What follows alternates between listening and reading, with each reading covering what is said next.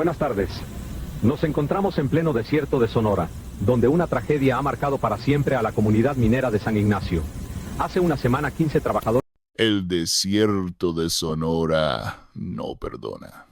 Bajo su sol que derrite las piedras y su arena que traga todo lo que toca, hay secretos que llevan décadas enterrados, esperando que alguien tenga el valor de desenterrarlos.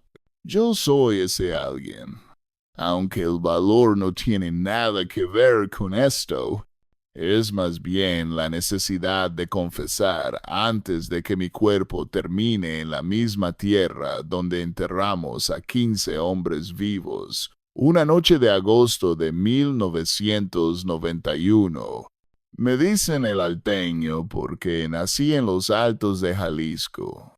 Aunque llevo más de 30 años viviendo lejos de esas tierras verdes, escondido en lugares donde nadie hace preguntas y donde el pasado es algo que todos prefieren olvidar. Tengo 68 años y un cáncer que me come por dentro. Y antes de morir necesito que alguien sepa lo que hicimos en el desierto. La atrocidad que cometimos contra 15 mineros que solo querían trabajar la tierra que les habían prometido. Sonora en los años 90 era un territorio de oportunidades y peligros donde el narco y la minería se mezclaban como el agua y el aceite, nunca juntos pero siempre cercanos. El CJNG había establecido operaciones en la región desde mediados de los 80, usando los caminos del desierto para mover cargamentos hacia la frontera con Arizona. Pero la droga no era el único negocio que interesaba a los jefes. También estaban las minas, los ranchos ganaderos, las tierras que el gobierno repartía a quien tuviera más dinero o más armas para defenderlas. Yo llegué a Sonora en 1988, huyendo de problemas en Jalisco que involucraban a un comandante de la policía muerto y una investigación que se acercaba demasiado. El CJNG me recibió como recibía a todos los fugitivos útiles, con trabajo, protección y la expectativa de lealtad absoluta. Mi jefe en Sonora era un hombre llamado Don Epitacio, un viejo de 70 años que había empezado como contrabandista de ganado en los 50s. Y había evolucionado con los tiempos hasta convertirse en uno de los narcotraficantes más poderosos de la región. Don Epitacio era diferente a los otros capos que había conocido. No le gustaba la violencia gratuita. Prefería resolver los conflictos con dinero y negociación antes que con balas. Decía que los muertos eran malos para el negocio, que cada cadáver atraía atención que nadie necesitaba, que la mejor operación era la que nadie notaba. Yo respetaba esa filosofía. Me parecía más inteligente que la brutalidad que había visto en otras plazas. Pero incluso Don Epitacio tenía límites, líneas que no toleraba que nadie cruzara. Y cuando esas líneas se cruzaban, el viejo Pacífico se convertía en algo que helaba la sangre. El problema empezó con una mina de cobre abandonada cerca de Caborca, en pleno desierto sonorense. La mina había sido explotada por una empresa americana en los años 60, pero la habían cerrado cuando el precio del cobre cayó y ya no era rentable. Durante décadas, las instalaciones se pudrieron bajo el sol. Las galerías se llenaron de murciélagos y escorpiones, y nadie le prestó atención a ese pedazo de tierra que parecía no valer nada. Pero Don Epitacio sabía algo que los demás no sabían. Debajo de la mina abandonada había túneles que cruzaban directamente hacia Arizona. Túneles que podían usarse para mover cantidades enormes de droga sin riesgo de ser detectados por la Border Patrol. La mina no valía nada como mina, pero como punto de cruce valía millones de dólares. Don Epitacio empezó a comprar los terrenos alrededor de la mina a través de prestanombres y empresas fantasma. Todo iba bien hasta que apareció un problema inesperado. Un grupo de 15 mineros que habían recibido una concesión del gobierno para explotar los minerales de la zona. Eran hombres humildes, la mayoría de pueblos cercanos como Altar y Pitiquito, que habían formado una cooperativa con la esperanza de sacar algo de cobre y plata de las viejas galerías. No sabían nada del narco ni de los túneles, solo querían trabajar y llevar dinero a sus familias. Pero su presencia complicaba todo, porque si empezaban a excavar, inevitablemente iban a descubrir los túneles que don Epitacio planeaba usar. Eso no podía permitirse. Al principio, don Epitacio intentó resolver el asunto de forma pacífica. Mandó a intermediarios a ofrecer dinero a los mineros, cantidades generosas que habrían solucionado sus problemas económicos por años. Pero los mineros se negaron, no por codicia, sino por orgullo, porque habían peleado durante años para conseguir esa concesión y no estaban dispuestos a renunciar a ella por ninguna cantidad. Su líder, un hombre llamado Refugio Mendoza, era especialmente terco, un tipo de 50 años que había trabajado en minas toda su vida y que veía esta concesión como su última oportunidad de ser su propio patrón. Refugio rechazó cada oferta, cada amenaza velada, cada intento de soborno, convencido de que la ley estaba de su lado y de que nadie se atrevería a tocar a un grupo de trabajadores con papeles en regla. Refugio Mendoza subestimó a don Epitacio, subestimó al narco, subestimó el desierto que pronto se convertiría en su tumba. Cuando los intentos de negociación fracasaron, don Epitacio me llamó a su rancho para una conversación privada. Me explicó la situación con la calma que lo caracterizaba, detallando el problema de los mineros, el valor de los túneles, la imposibilidad de permitir que un grupo de campesinos arruinara una operación de millones de dólares. Luego me preguntó si estaba dispuesto a resolver el problema de forma permanente. Yo sabía lo que significaba esa pregunta. Había resuelto problemas similares antes, pero algo en la forma en que don Epitacio lo planteó me dio un escalofrío. No quería que simplemente los matara. Quería algo más. Algo que sirviera de mensaje para cualquiera que pensara en desafiar al CJNG en el futuro.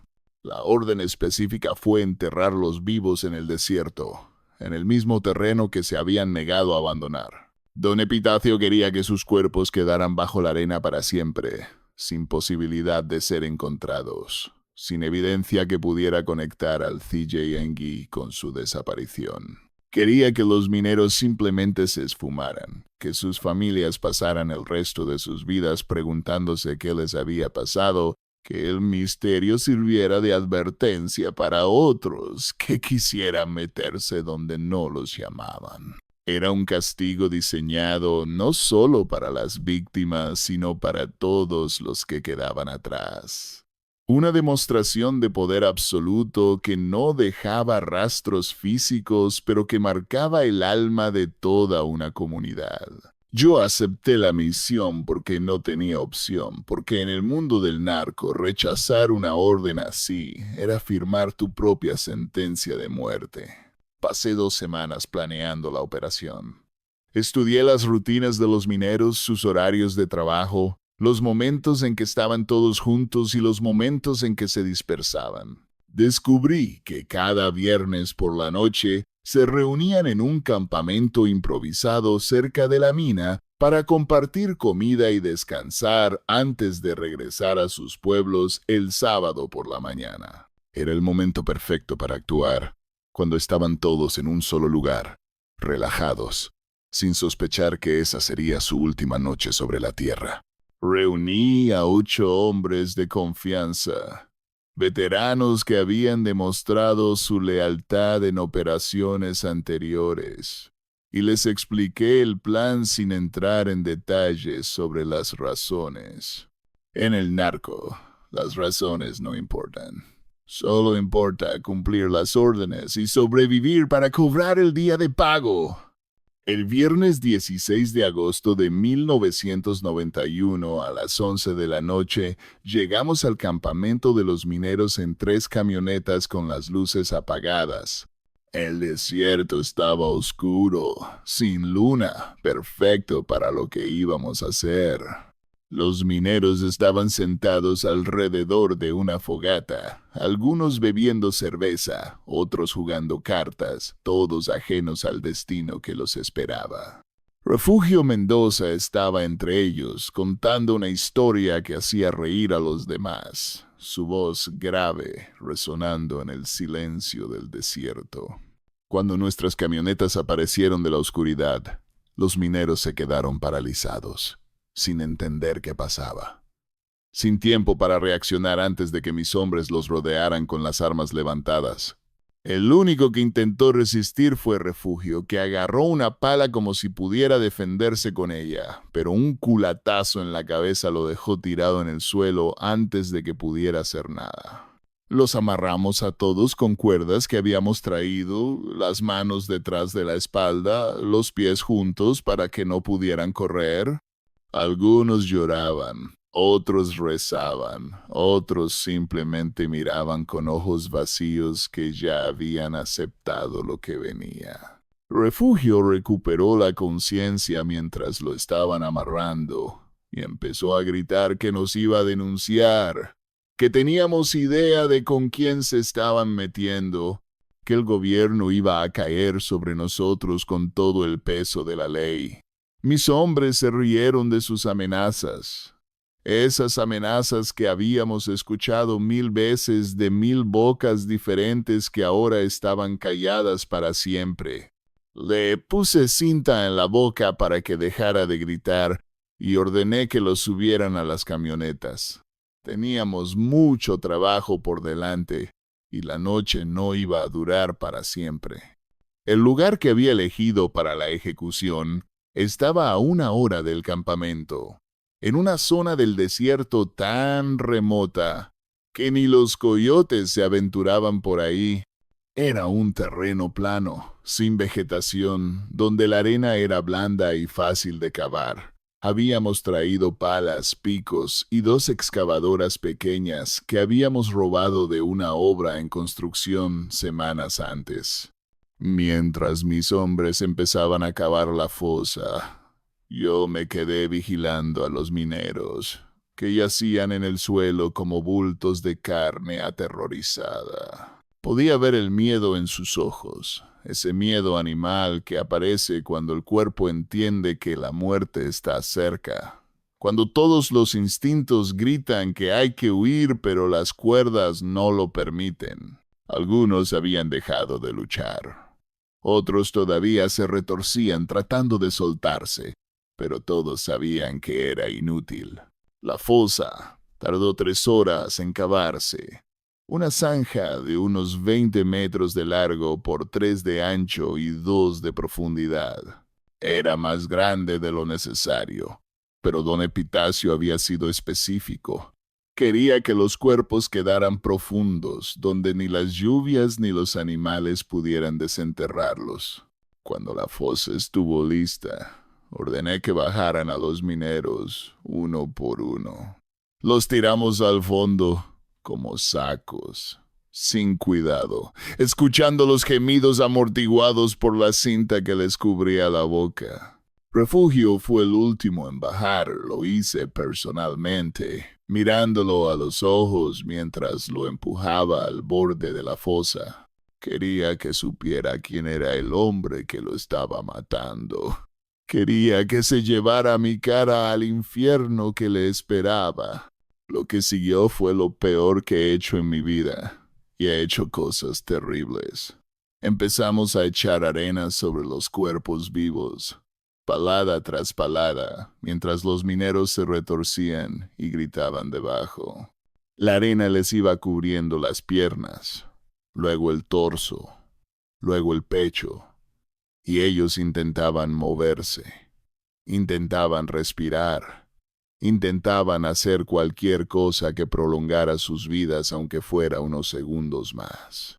Pero la arena seguía cayendo, implacable, y poco a poco los gritos se fueron apagando. Primero los más débiles, luego los más fuertes, hasta que solo quedó el silencio del desierto y el sonido de nuestras palas trabajando. Tardamos casi una hora en cubrir completamente la fosa, en asegurarnos de que nadie quedara expuesto, en alisar la superficie para que pareciera que nunca había pasado nada. Cuando terminamos, el sol empezaba a asomar por el horizonte. El desierto se veía exactamente igual que antes, una extensión infinita de arena y arbustos secos, donde nada indicaba que debajo había 15 hombres que habían muerto de la peor forma imaginable. Mis hombres estaban callados, algunos con los rostros pálidos, otros mirando al suelo como si no pudieran enfrentar lo que habíamos hecho. Yo sentía algo parecido al entumecimiento, una desconexión entre mi cuerpo y mi mente que me permitía seguir funcionando aunque por dentro algo se hubiera roto para siempre. Ordené que limpiáramos el área, que recogiéramos cualquier evidencia, que nos fuéramos antes de que alguien pudiera vernos. El desierto guardaría nuestro secreto, pero nosotros tendríamos que vivir con él. Los días siguientes fueron de tensión extrema. Las familias de los mineros empezaron a reportar su desaparición. La policía abrió una investigación. Los periódicos locales publicaron artículos sobre los 15 hombres que se habían esfumado en el desierto. Hubo búsquedas, interrogatorios, teorías sobre lo que podía haber pasado. Algunos decían que se habían perdido en el desierto y habían muerto de sed. Otros que habían cruzado a Estados Unidos ilegalmente. Otros que habían huido por deudas o problemas personales. Nadie sospechaba del narco. Nadie conectaba la desaparición con la disputa por las tierras de la mina. Nadie imaginaba que los cuerpos estaban enterrados a pocos kilómetros de donde los habían visto por última vez.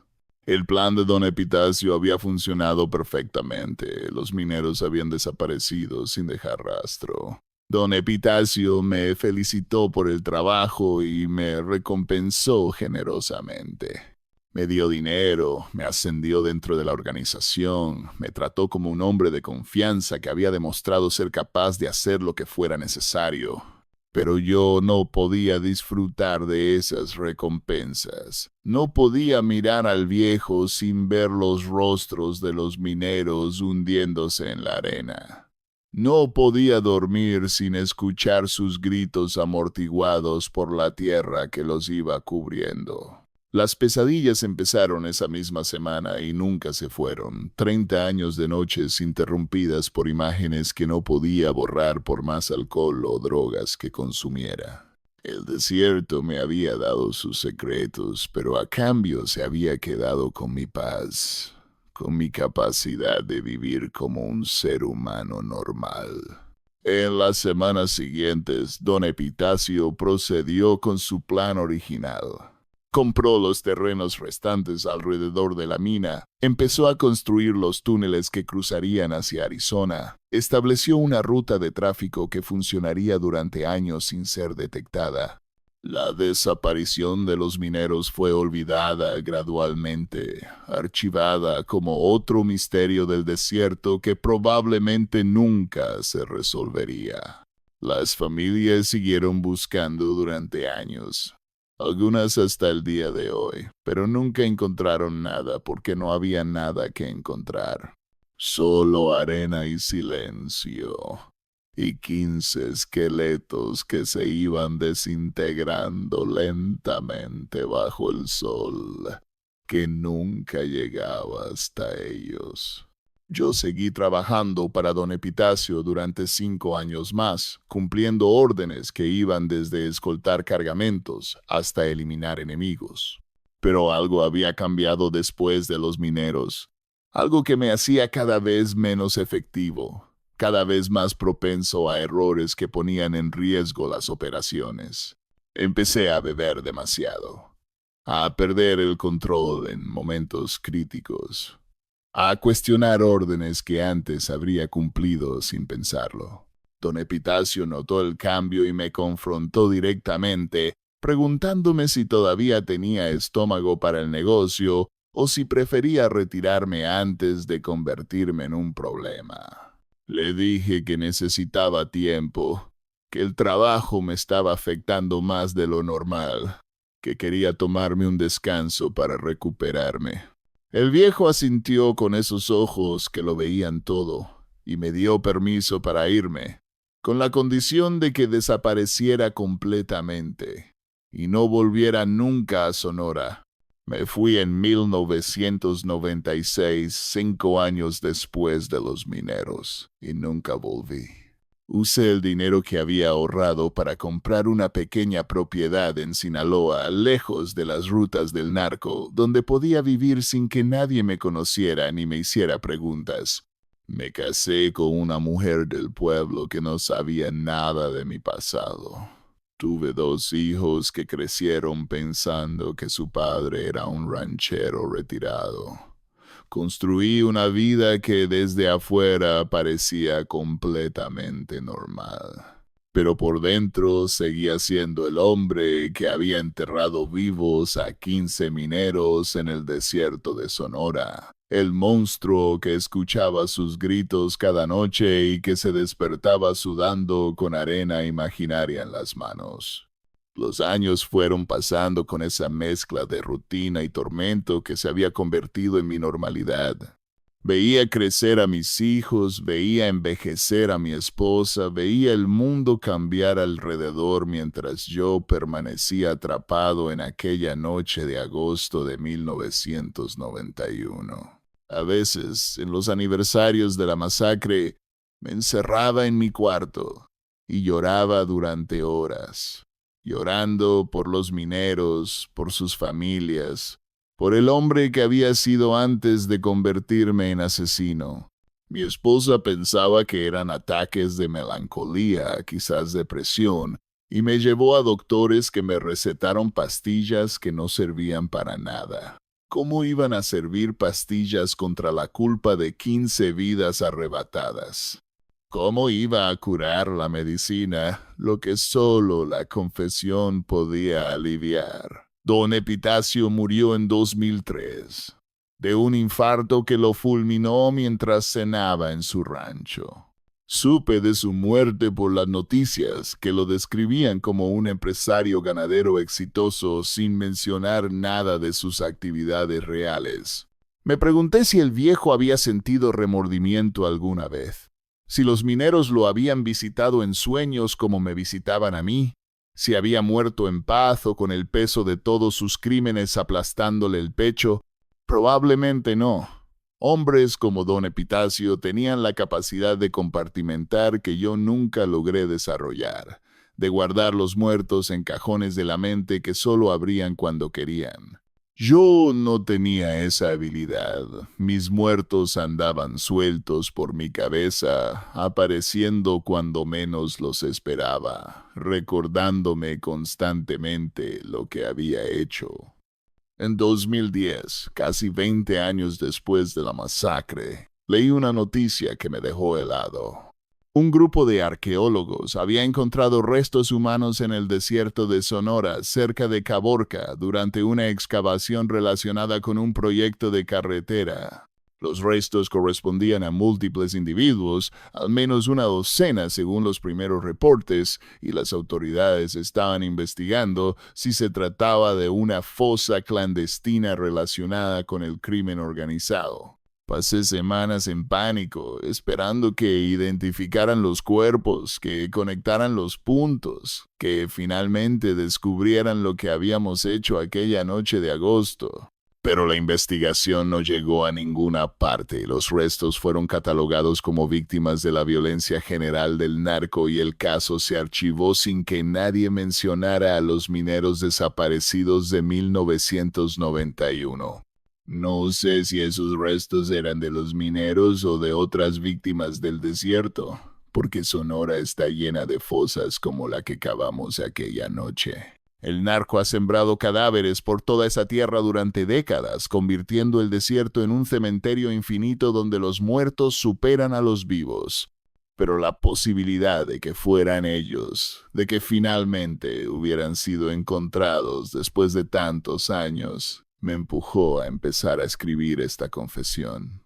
Entendí que no podía seguir guardando el secreto para siempre, que los mineros merecían que alguien contara su historia aunque fuera el mismo hombre que los había matado. De los 15 mineros que enterramos aquella noche, solo he podido reconstruir algunos nombres a través de investigaciones que hice años después. Refugio Mendoza, el líder de la cooperativa, tenía 50 años y había trabajado en minas desde los 14. Esteban Valenzuela era el más joven, apenas 23 años, recién casado con una mujer que estaba embarazada de su primer hijo. Bonifacio Quirós tenía 62 años y había aceptado unirse a la cooperativa porque su pensión no le alcanzaba para vivir.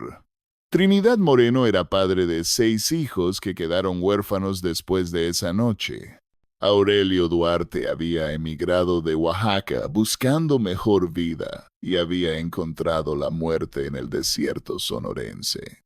Estos son algunos de los nombres que pude confirmar, pero había otros 10 cuyos nombres se perdieron junto con sus cuerpos en la arena que los cubrió. Las familias de los mineros nunca dejaron de buscar.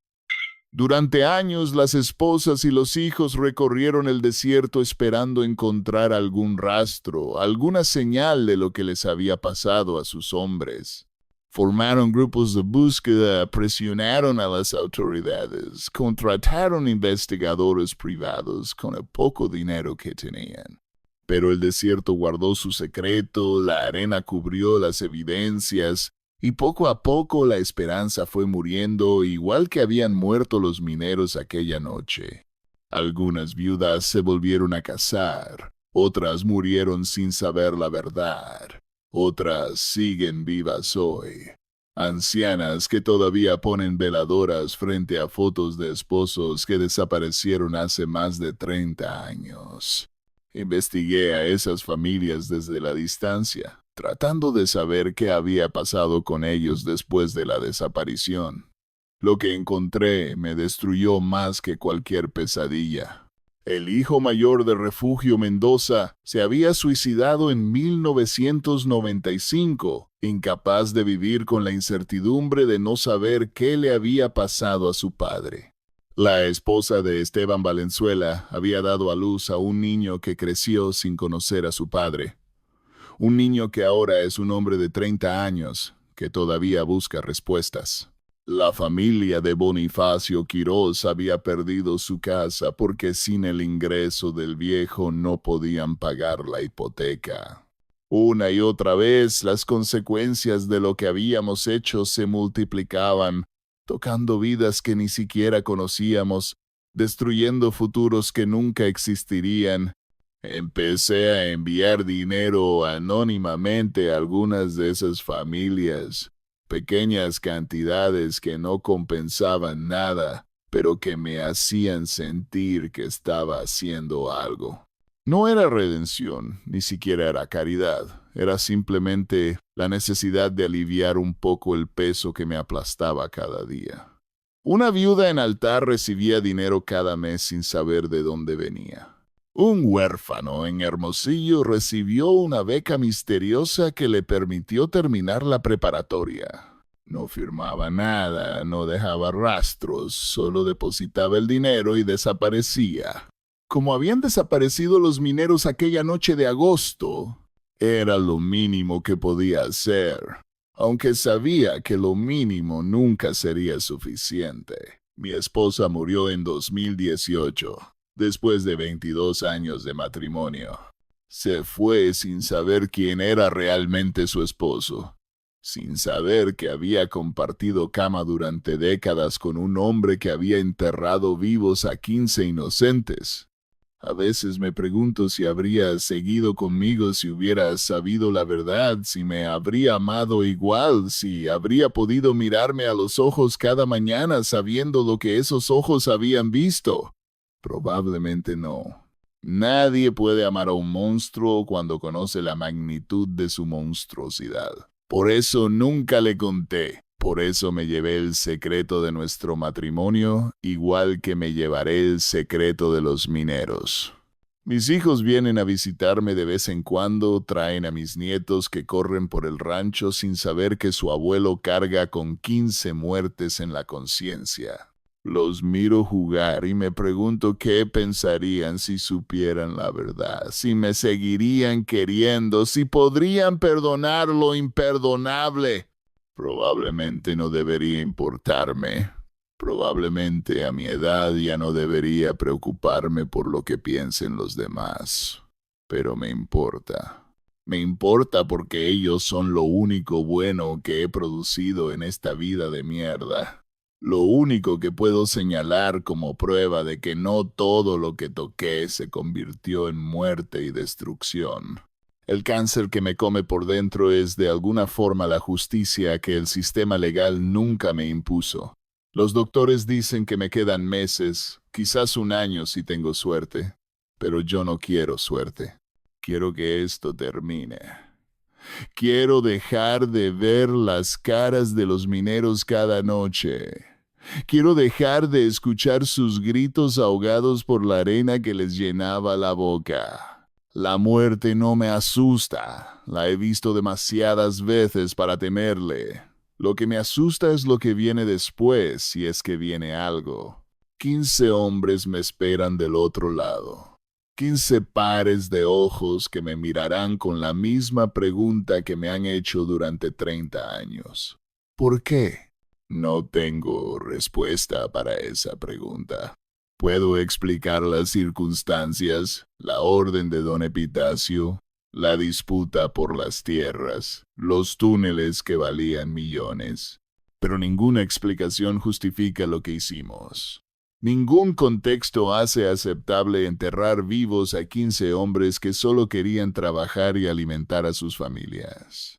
Fue un acto de maldad pura, ejecutado por hombres que habían perdido cualquier conexión con su humanidad.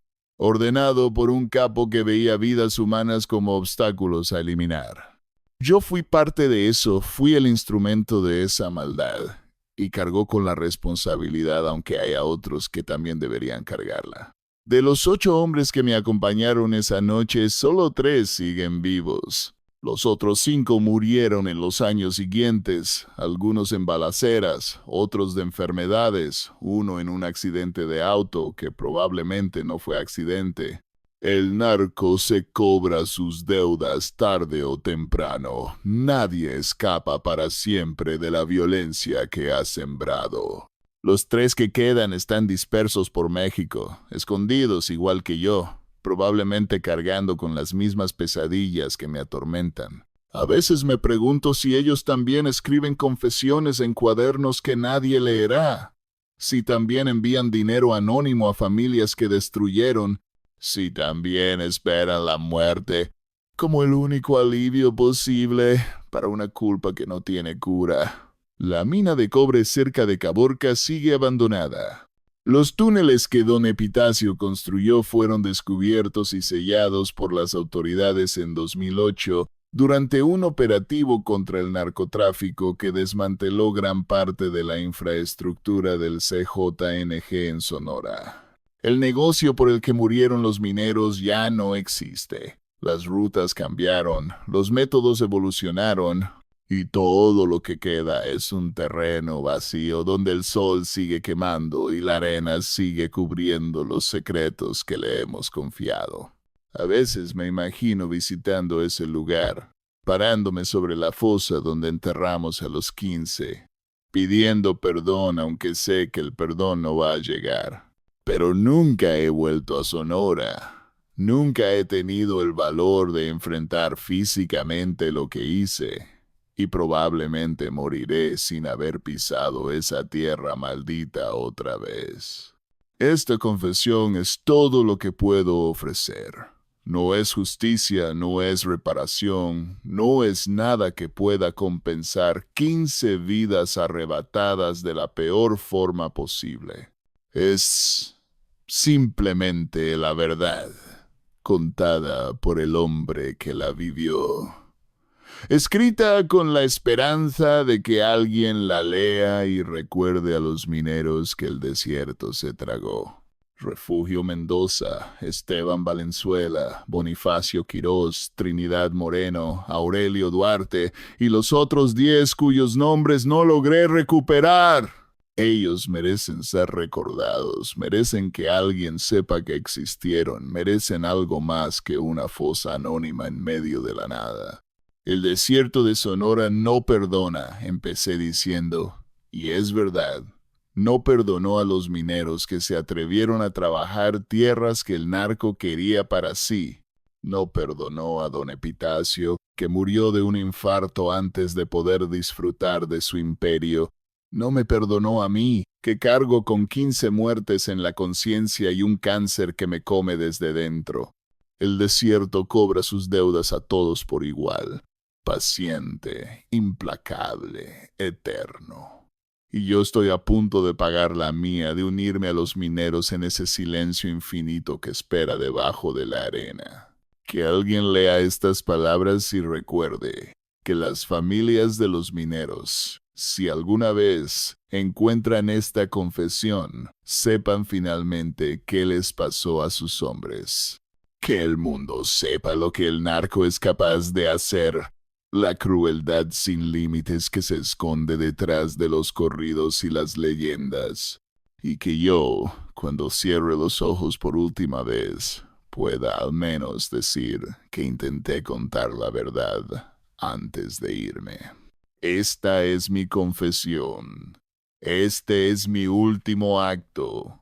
Que el desierto guarde mis huesos, igual que guardó los de mis víctimas. Pero que estas palabras escapen de la arena y lleguen a quien necesite escucharlas. Hay cosas que nunca conté sobre mi vida antes de llegar a Sonora. Sobre el camino que me llevó desde los altos de Jalisco hasta el desierto donde enterré vivos a 15 hombres. La gente cree que los sicarios nacemos de la nada, que aparecemos ya formados con las manos manchadas de sangre y el corazón convertido en piedra. Pero todos venimos de algún lugar. Todos tuvimos madres que nos cantaban canciones de cuna. Todos fuimos niños que corrían por las calles sin imaginar el futuro que nos esperaba. Yo nací en un pueblo llamado San Julián, en los altos de Jalisco, tierra de tequila y cristeros, de hombres orgullosos que rezaban el rosario y morían peleando por lo que creían. Mi padre era un ranchero pequeño que criaba vacas lecheras y cultivaba maíz en tierras que había heredado de su padre. Mi madre era una mujer devota que iba a misa diario y que nos enseñó a rezar antes de enseñarnos a caminar. Éramos 7 hermanos, yo el cuarto, perdido en el medio entre los mayores que ayudaban a mi padre en el rancho y los menores que todavía jugaban sin preocupaciones. Mi infancia fue normal para los estándares de los altos, trabajando desde los 6 años en tareas pequeñas que iban creciendo conforme crecía yo, aprendiendo el oficio de la tierra que se suponía iba a ser mi vida entera. No éramos ricos, pero tampoco pasábamos hambre. Teníamos lo suficiente para vivir con dignidad y para sentirnos orgullosos de lo que éramos. Mi padre decía que el trabajo honrado era la única herencia que valía la pena dejar, que un hombre se medía por el sudor de su frente y no por el dinero de su bolsillo. Creía en eso con toda el alma. Lo repetía cada noche durante la cena como un mantra sagrado que se suponía iba a guiarnos por la vida. Todo cambió cuando cumplí 16 años, en el verano de 1973. Una enfermedad de las vacas, brucelosis le llamaban los veterinarios, se extendió por nuestro rancho y mató a más de la mitad del ganado en pocas semanas. Mi padre perdió todo lo que había construido durante décadas. Las vacas, que eran nuestro sustento, los ahorros que había guardado para emergencias, hasta la tierra que tuvo que vender para pagar las deudas con los bancos que le habían prestado dinero para expandir el negocio. En cuestión de meses, pasamos de ser una familia respetada a ser pobres que dependían de la caridad de parientes lejanos. Mi padre nunca se recuperó del golpe. Empezó a beber, a desaparecer durante días, a regresar con los ojos rojos y el alma rota. Un año después de perder el rancho, lo encontraron colgado en el granero de un primo que nos había dado refugio. La muerte de mi padre destruyó lo poco que quedaba de nuestra familia. Mi madre se hundió en una depresión de la que nunca salió. Mis hermanos mayores emigraron a Estados Unidos buscando trabajo. Los menores fueron repartidos entre tíos y abuelos que podían alimentarlos. Yo me quedé en el pueblo, demasiado viejo para ser adoptado y demasiado joven para irme solo, trabajando en lo que encontraba para poder comer. Fueron años de humillación constante, de ser el hijo del suicida, de recibir miradas de lástima mezcladas con desprecio, de sentir que no pertenecía a ningún lugar ni a ninguna persona. El orgullo que mi padre me había enseñado se convirtió en resentimiento. Las lecciones de trabajo honrado se convirtieron en burlas cuando veía a hombres menos trabajadores que yo viviendo mejor por pura suerte o por conexiones que yo no tenía. Conocí al narco en 1978, cuando tenía 21 años y el resentimiento me había consumido casi por completo. Un tipo del pueblo que había desaparecido años antes regresó convertido en otro hombre, con troca nueva, ropa cara y una arrogancia que antes no tenía. Se llamaba Gabino y había sido compañero mío en la escuela primaria. Un muchacho tan pobre como yo que ahora presumía dinero que claramente no había ganado trabajando la tierra. Me invitó una cerveza en la cantina y me contó su historia. Se había ido a Guadalajara. Había conocido gente del negocio. Había empezado a trabajar para ellos haciendo mandados simples. Y poco a poco había ido subiendo hasta convertirse en alguien con dinero y respeto. Me ofreció trabajo, dijo que necesitaban gente de confianza, gente de los altos que supiera guardar secretos y cumplir órdenes. No lo pensé mucho, acepté esa misma noche.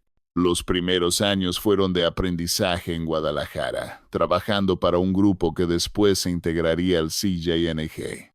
Empecé como mensajero, llevando paquetes de un punto a otro, sin preguntar qué contenían. Luego fui chofer, manejando camionetas cargadas de mercancía por carreteras que memorizaba de tanto recorrerlas. Después fui cobrador, visitando negocios que pagaban protección y asegurándome de que el dinero llegara completo a los jefes. Cada nuevo trabajo era un escalón más en una escalera que descendía hacia el infierno, pero yo no lo veía así. Veía dinero, veía respeto, veía la oportunidad de ser alguien después de años de no ser nadie. El resentimiento que había acumulado desde la muerte de mi padre encontró una salida en la violencia, en la capacidad de hacer daño a otros que me daba poder sobre mi propia miseria.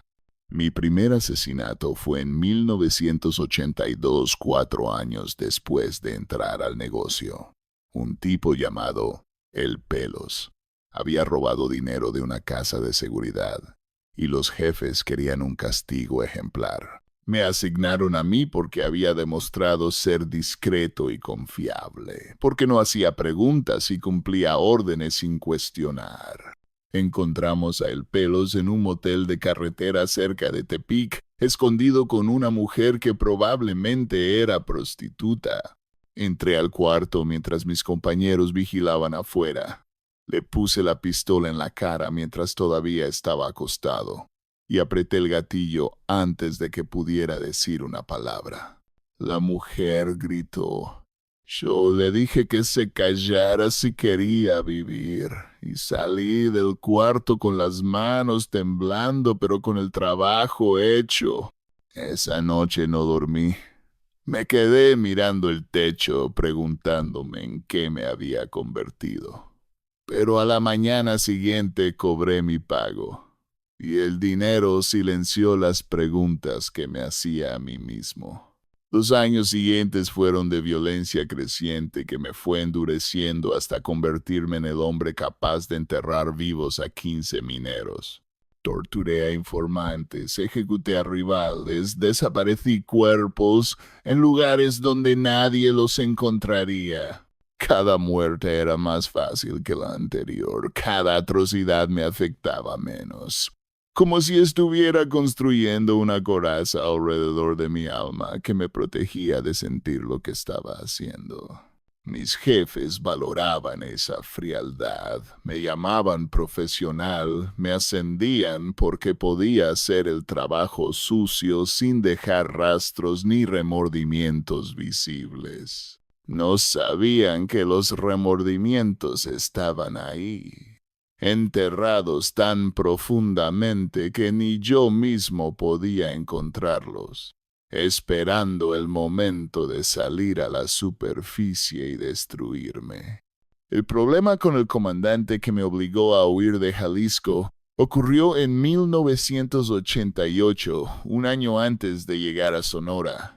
El comandante se llamaba Villanueva y era uno de los policías más corruptos de Guadalajara. Un tipo que cobraba protección a todos los grupos criminales y que jugaba a ambos lados del conflicto. Había empezado a presionar a nuestro grupo por más dinero, amenazando con realizar operativos si no le aumentábamos su cuota. Los jefes decidieron que Villanueva se había vuelto demasiado problemático y me asignaron eliminarlo. Fue un trabajo limpio. Lo emboscamos cuando salía de un restaurante con su familia. Le di 2 tiros en la cabeza frente a su esposa y sus hijos y desaparecí antes de que nadie pudiera reaccionar. Pero matar a un comandante de policía no es lo mismo que matar a un narco cualquiera. La investigación fue intensa. Mis jefes me dijeron que tenía que desaparecer por un tiempo, que la presión era demasiada y que si me encontraban iban a caer todos. Me dieron dinero, contactos en Sonora y una orden clara: irme y no volver hasta que las cosas se calmaran. Así llegué al desierto, huyendo de un crimen que había cometido por órdenes de otros, sin saber que en Sonora me esperaban crímenes mucho peores que el asesinato de un policía corrupto. El destino tiene formas crueles de burlarse de nosotros, de llevarnos exactamente donde no queremos ir mientras pensamos que estamos escapando. Don Epitacio me recibió en Sonora porque le llegué recomendado por los jefes de Guadalajara. El viejo necesitaba gente de confianza para sus operaciones, hombres que supieran trabajar sin llamar la atención, y mi historial lo convenció de que yo era el indicado. Los primeros meses fueron de prueba, trabajos menores que me permitieron demostrar mi valor, escoltar cargamentos, vigilar propiedades, resolver conflictos pequeños con comerciantes que se atrasaban en sus pagos. Don Epitacio observaba todo con esos ojos de águila que tenía, evaluando cada movimiento. Cada decisión, cada reacción que yo tenía ante los problemas. Poco a poco fui ganando su confianza hasta que me convertí en uno de sus hombres principales, el que llamaba cuando había trabajo que requería discreción y manos firmes. Conocí a los mineros antes de la masacre, aunque ellos no lo supieron. Don Epitacio me había enviado a observarlos, a reportar sus rutinas, a evaluar si había alguna forma de convencerlos de abandonar sus pretensiones sobre la mina. Pasé varios días cerca de su campamento, viéndolos trabajar, escuchando sus conversaciones cuando pensaban que nadie los oía. Eran hombres buenos, trabajadores, llenos de esperanzas sobre el futuro que les esperaba cuando empezaran a sacar cobre de las viejas galerías. Refugio Mendoza hablaba constantemente de sus planes, de cómo iba a usar las ganancias para mandar a sus hijos a la universidad, de cómo la cooperativa iba a sacar a todas sus familias de la pobreza. Lo escuchaba y sentía algo parecido a la admiración. Estos hombres que todavía creían en el trabajo honrado que mi padre me había enseñado y que yo había traicionado hacía años. Cuando don Epitacio me ordenó matarlos, una parte de mí quiso negarse. Había algo en esos mineros que me recordaba a mi padre. Esa fe ciega en que el esfuerzo y la honradez serían recompensados.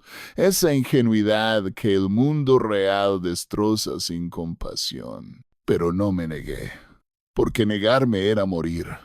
Porque en el narco las órdenes no se cuestionan. Porque la coraza que había construido alrededor de mi alma me permitía hacer cosas que el muchacho de San Julián nunca habría imaginado.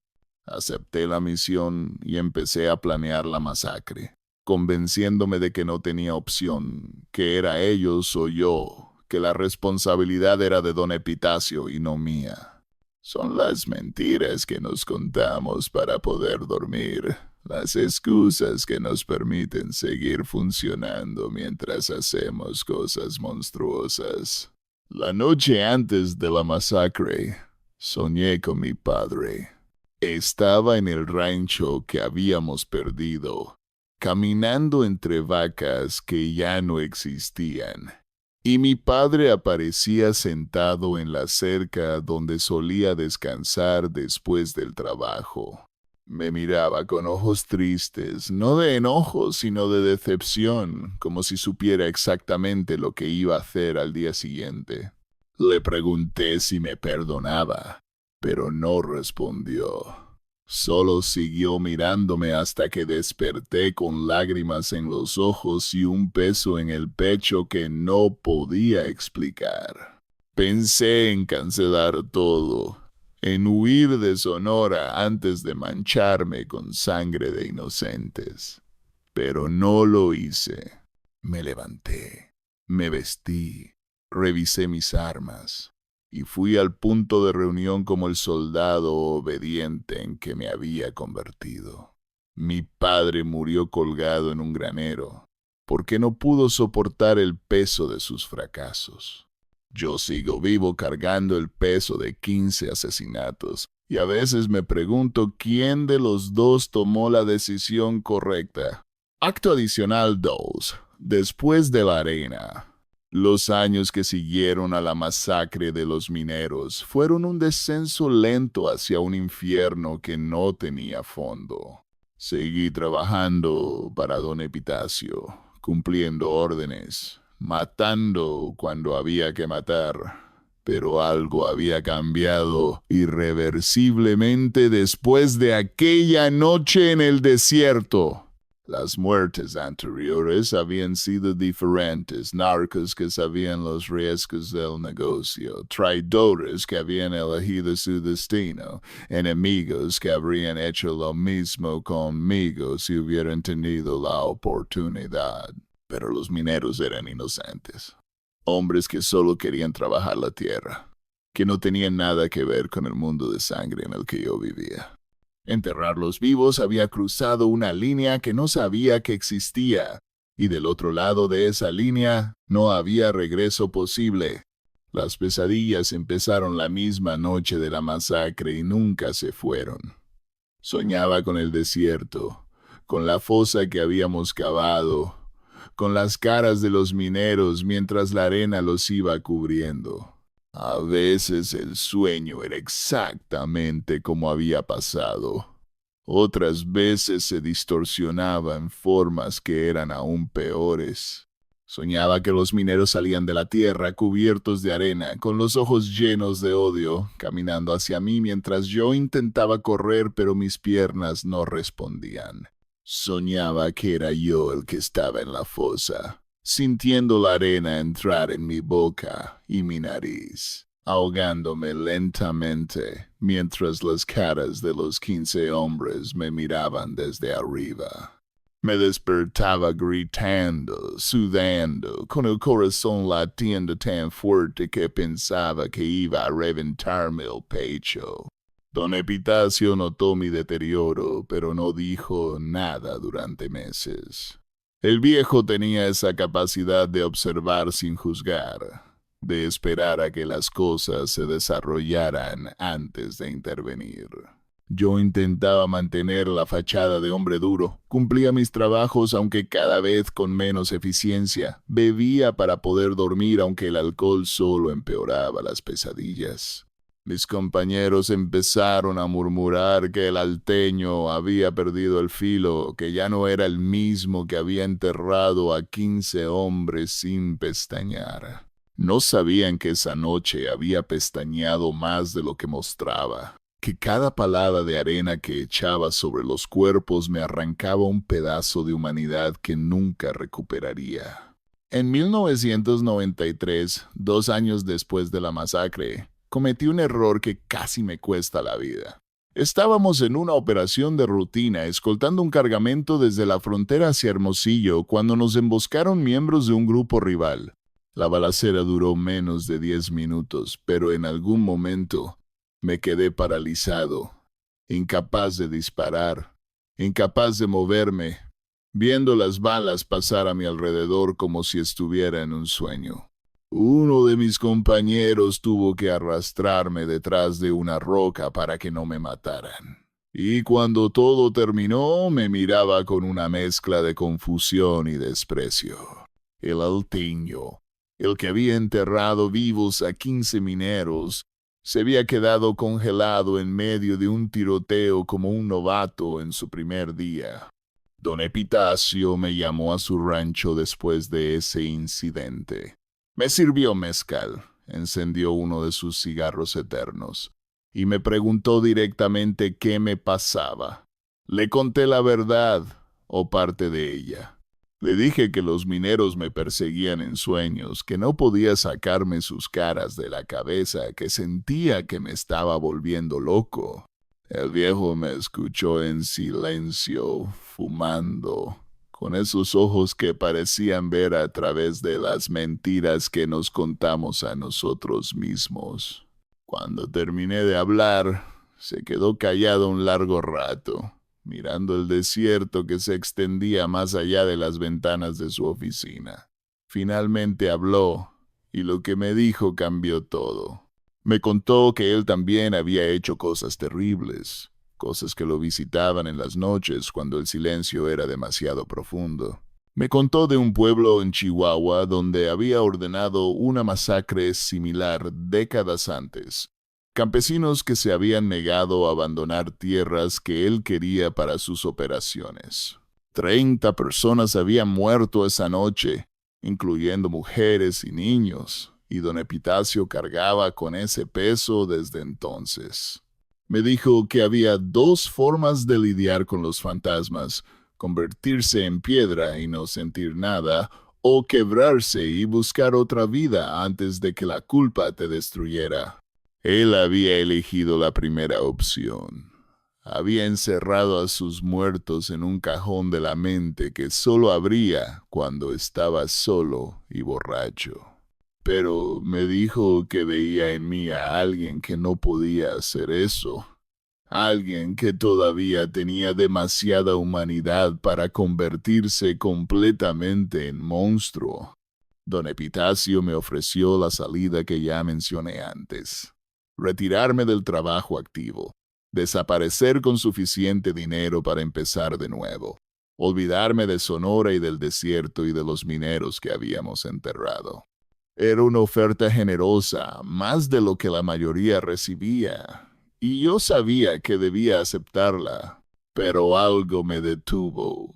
Quizás el orgullo herido, quizás el miedo a enfrentar una vida sin la estructura del narco, quizás la creencia estúpida de que todavía podía recuperarme y volver a ser el hombre que había sido. Le dije que necesitaba tiempo para pensarlo, que quería intentar recuperarme antes de tomar una decisión. Don Epitacio asintió, pero vi en sus ojos que sabía que estaba cometiendo un error. Los viejos del narco desarrollan un instinto para detectar a los que van a caer, y él me había detectado a mí. Los meses siguientes fueron de deterioro acelerado. Empecé a usar cocaína para mantenerme despierto durante el día, mezclándola con el alcohol que usaba para dormir por la noche. Era un ciclo destructivo que me mantenía funcionando, pero que me iba consumiendo por dentro. Perdí peso, perdí el enfoque, perdí la capacidad de cumplir trabajos que antes hacía sin pensar. Don Epitacio me fue alejando de las operaciones importantes, asignándome tareas menores que no requerían mi participación activa. Era su forma de protegerme, supongo, de mantenerme vivo hasta que aceptara su oferta de retiro. Pero yo interpretaba cada tarea menor como una humillación, como prueba de que ya no era el hombre que había sido. Y eso alimentaba el ciclo de autodestrucción en el que estaba atrapado. En 1995, 4 años después de la masacre, recibí noticias que me golpearon más fuerte que cualquier cosa que hubiera experimentado desde aquella noche.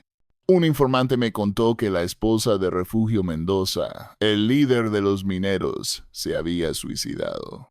Había pasado años buscando a su esposo, presionando a las autoridades, manteniendo viva la esperanza de que apareciera con vida. Cuando finalmente aceptó que no iba a volver, que probablemente estaba muerto aunque nunca encontraran su cuerpo, no pudo soportar el dolor y se colgó en la misma casa donde había esperado su regreso durante 4 años. Dejó 3 hijos huérfanos. 3 muchachos que ahora no tenían ni padre ni madre por culpa de lo que habíamos hecho en el desierto. Esa noticia fue el detonante final. Entendí que la masacre no había terminado aquella noche de agosto, que seguía cobrando víctimas años después, que el círculo de destrucción se expandía tocando vidas que ni siquiera conocía. La esposa de Refugio no había estado en el desierto, no había visto las palas ni sentido la arena, pero había muerto igual, asesinada lentamente por la incertidumbre y el dolor que nosotros habíamos causado. ¿Cuántas más víctimas habría? ¿Cuántos hijos crecerían sin padres? ¿Cuántas esposas enloquecerían de dolor? ¿Cuántas familias se destruirían por lo que habíamos hecho en una sola noche? La magnitud de mi crimen se reveló ante mí como un abismo sin fondo. Y supe que no podía seguir pretendiendo que estaba bien, que podía recuperarme, que había alguna forma de vivir con esto. Fui a ver a don Epitacio esa misma semana y le dije que aceptaba su oferta. El viejo no mostró sorpresa, solo asintió con esa sabiduría que dan los años de ver hombres quebrarse y caer. Me dio dinero, documentos nuevos, contactos en Sinaloa donde podía establecerme sin que nadie me conociera. Me dijo que me olvidara de Sonora, que nunca volviera, que tratara de construir algo nuevo con lo que me quedaba de vida. Le pregunté si pensaba que era posible, si alguien como yo podía tener una vida normal después de todo lo que había hecho.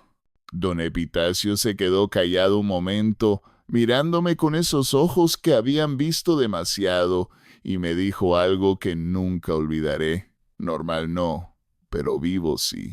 Y a veces eso es suficiente. Me fui de Sonora en septiembre de 1996, exactamente 5 años después de la masacre. Llegué a un pueblo de Sinaloa cuyo nombre prefiero no mencionar. Un lugar pequeño donde nadie hacía preguntas y donde podía desaparecer en la rutina de la vida rural. Compré una parcela con el dinero que don Epitacio me había dado, empecé a cultivar mangos y aguacates. Me convertí en el ranchero retirado que pretendía ser.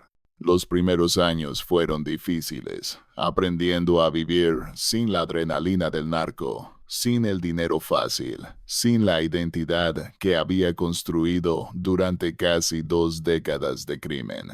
Pero poco a poco fui adaptándome, encontrando un ritmo de vida que me permitía funcionar, aunque nunca me permitía olvidar. Conocí a Margarita en 1998, una viuda del pueblo que había perdido a su esposo en un accidente de tractor. Era una mujer sencilla, trabajadora, que no hacía preguntas sobre mi pasado y que aceptaba al hombre que le presentaba sin buscar más allá. Nos casamos 1 año después, una ceremonia pequeña en la iglesia del pueblo con apenas 1 docena de invitados. No la amaba como se supone que debes amar a una esposa, pero la respetaba y la trataba bien, y eso parecía ser suficiente para ella. Tuvimos 2 hijos, 2 muchachos que crecieron pensando que su padre era un ranchero que había llegado al pueblo buscando tranquilidad. Nunca les dije la verdad, nunca les hablé de Sonora, ni de los mineros, ni de las noches que pasaba despierto porque los fantasmas no me dejaban dormir. Las pesadillas nunca se fueron, pero aprendí a manejarlas. Desarrollé rutinas que me ayudaban a mantener la cordura, levantarme antes del amanecer, trabajar la tierra hasta que el cuerpo estuviera agotado, caer en la cama tan cansado que los sueños no podían alcanzarme. Cuando las pesadillas llegaban de todos modos, salía a caminar por los campos en la oscuridad, respirando el aire fresco de la noche, recordándome que estaba vivo aunque no lo mereciera. Margarita aprendió a no hacer preguntas cuando me encontraba despierto a las 3 de la mañana, con los ojos fijos en la nada y el sudor empapándome la camisa. Era una mujer sabia, que entendía que algunos hombres cargan secretos que es mejor no conocer. En 2005, casi 15 años después de la masacre, me enteré de que don Epitacio había muerto. La noticia llegó a través de un conocido que todavía tenía contactos en el mundo del narco. Un susurro que pasaba de boca en boca hasta llegar a los lugares más remotos. El viejo había muerto de un infarto. Dicen que mientras cenaba en su rancho, que cayó sobre su plato de carne asada, y que cuando lo encontraron ya estaba frío. No sé si sentí tristeza o alivio, quizás una mezcla de ambos. Don Epitacio había sido mi jefe, mi protector, el hombre que me había dado la oportunidad de escapar cuando pudo haberme matado por mi debilidad. Pero también había sido el que ordenó la masacre de los mineros, el arquitecto de la atrocidad que me perseguía cada noche. Su muerte cerraba un capítulo de mi vida, aunque el libro seguía abierto en páginas que nunca podría arrancar. Los años siguientes fueron de una paz relativa que no merecía. Mis hijos crecieron, se fueron a estudiar a la ciudad, empezaron sus propias vidas lejos del pueblo donde yo me escondía. Margarita envejeció a mi lado con la paciencia de las mujeres de pueblo que aceptan a sus hombres sin intentar cambiarlos. La parcela prosperaba, teníamos suficiente dinero para vivir con comodidad. Desde afuera éramos una familia normal en un pueblo normal de Sinaloa. Pero yo sabía que nada de eso era real, que debajo de la superficie seguía siendo el hombre que había enterrado vivos a 15 mineros, que cada mango que cosechaba estaba fertilizado con sangre que nunca podría lavar de mis manos. Empecé a enviar dinero a las familias de los mineros alrededor de 2008, cuando la culpa se volvió demasiado pesada para cargarla sin hacer nada. Investigué lo que pude desde la distancia, usando el poco dinero extra que tenía para contratar a gente que buscara información sin hacer preguntas. Descubrí que varios de los huérfanos habían crecido en pobreza extrema, que algunas viudas habían muerto sin saber qué le había pasado a sus esposos, que el dolor que habíamos causado se había multiplicado en formas que no podía imaginar. Empecé a enviar cantidades pequeñas, lo que podía ahorrar sin que Margarita notara, a direcciones que encontraba en mis investigaciones. No firmaba nada, no dejaba rastros, solo depositaba el dinero y desaparecía, como habían desaparecido los mineros aquella noche de agosto. Margarita murió en 2018 de un cáncer que la consumió en menos de 6 meses. La acompañé hasta el final, sosteniéndole la mano mientras se apagaba, escuchando su respiración hacerse cada vez más débil hasta que se detuvo por completo. Fue la primera vez en décadas que lloré, no solo por ella, sino por todo lo que había perdido, por el hombre que podría haber sido si no hubiera aceptado la oferta de Gavino aquella tarde en la cantina de San Julián. La enterré en el cementerio del pueblo, junto a su primer esposo, y me quedé solo en la casa que habíamos compartido durante 20 años. La soledad se convirtió en mi nueva compañera. Una soledad que me daba espacio para pensar en todo lo que había hecho y todo lo que debería haber hecho diferente. Fue después de la muerte de Margarita cuando empecé a escribir mi confesión. Entendí que no me quedaba mucho tiempo, que el cáncer que me habían diagnosticado poco después del funeral de mi esposa era probablemente la justicia que el sistema legal nunca me había impuesto. Empecé a notar todo lo que recordaba en cuadernos que escondía de mis hijos cuando venían a visitarme, reviviendo cada detalle de aquella noche en el desierto, cada cara, cada grito ahogado por la arena, cada momento de la atrocidad que había cometido.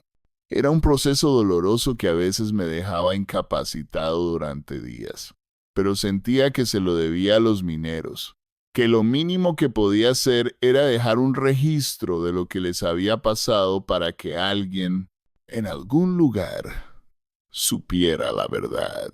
Ahora, mientras dicto estas últimas palabras, sé que el final está cerca. El cáncer ha avanzado más rápido de lo que los doctores esperaban. Mi cuerpo se está apagando igual que se apagó el de Margarita hace unos años. Mis hijos vienen a visitarme cada vez con más frecuencia, con esa mirada de preocupación que tienen los hijos cuando ven a sus padres morir. No les he contado la verdad. No he tenido el valor de destruir la imagen que tienen de mí, pero he dejado instrucciones para que encuentren estos cuadernos después de mi muerte. Quizás me odien cuando sepan quién fui realmente. Quizás entiendan que hice lo que pude para expiar mis pecados. Quizás simplemente quemen los cuadernos y finjan que nunca existieron. Ya no está en mis manos. Lo único que puedo hacer ahora es terminar esta confesión y esperar que llegue a quien necesite leerla. Los mineros de Sonora merecen que alguien sepa sus nombres, Que alguien recuerde que existieron. Que alguien llore por ellos aunque sea el mismo hombre que los mató. Refugio Mendoza, Esteban Valenzuela, Bonifacio Quirós, Trinidad Moreno, Aurelio Duarte y los otros 10 cuyos nombres se perdieron en la arena. Ellos son los verdaderos protagonistas de esta historia, no yo. Yo soy solo el villano que los destruyó. El monstruo que ahora busca algo parecido a la redención aunque sabe que no la merece. El desierto de Sonora sigue guardando sus secretos, pero espero que esta confesión saque al menos uno de ellos a la luz. Que las familias de los mineros encuentren finalmente respuestas a preguntas que llevan décadas haciéndose. Que el mundo sepa lo que el narco es capaz de hacer. La crueldad sin límites que se esconde detrás del dinero y el poder. Y que yo, cuando cierre los ojos por última vez, pueda al menos decir que intenté contar la verdad antes de irme. Que no me llevé el secreto a la tumba como habría sido más fácil. Esta es mi confesión completa. Estos son mis pecados expuestos ante quien quiera juzgarlos. Que el desierto perdone lo que los hombres no pueden perdonar. Y que los mineros de Sonora finalmente descansen en paz.